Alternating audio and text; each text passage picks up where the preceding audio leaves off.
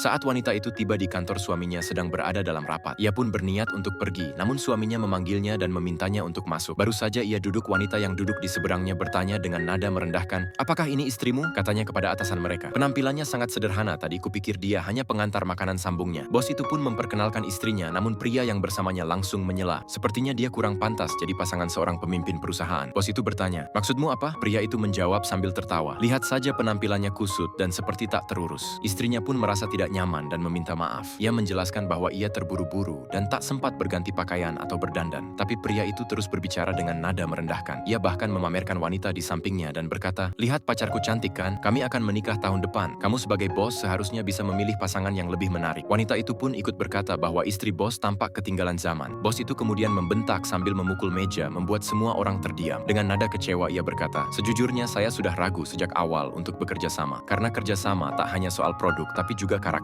Pria itu mencoba membela diri. "Saya hanya ingin mengingatkan." Tapi bos itu menimpali, "Apakah kamu punya hak untuk ikut campur dalam urusan pribadi saya?" Lalu ia melanjutkan, "Lihat ponselmu, masih sama seperti 4 tahun lalu. Tidak malu?" Dan kamu, katanya sambil menatap wanita berbaju pink, "mobil yang kamu pakai bukankah itu pinjaman? Dan kamu, tasmu palsu bukan? Apa kamu tidak malu?" katanya pada pacar pria itu. Kemudian bos itu menoleh pada istrinya dan berkata, "Benar, istriku mungkin tak secantik dulu. Tapi itu karena dia selalu sibuk mengurus rumah dan sekarang juga anak kami. Dia tak pernah mengeluh. Pacarmu bisa begitu? Bisa dia temani kamu saat kamu jatuh? Bisa dia masak untukmu?" Pria itu pun tersinggung dan marah. Namun bos itu berkata tegas, "Dalam bisnis yang paling penting adalah karakter. Dan dengan sikap seperti kalian, siapa yang mau bekerja sama?" Ia pun langsung mengusir mereka dari ruangannya. Istrinya merasa bersalah dan berkata bahwa semua ini terjadi karena dirinya. Namun sang suami menenangkannya dan berkata, "Tidak apa-apa, uang bisa dicari lagi. Tapi kehormatan istriku jauh lebih berharga. Dan aku tak akan membiarkan siapapun merendahkanmu," ucapnya dengan penuh kasih sayang.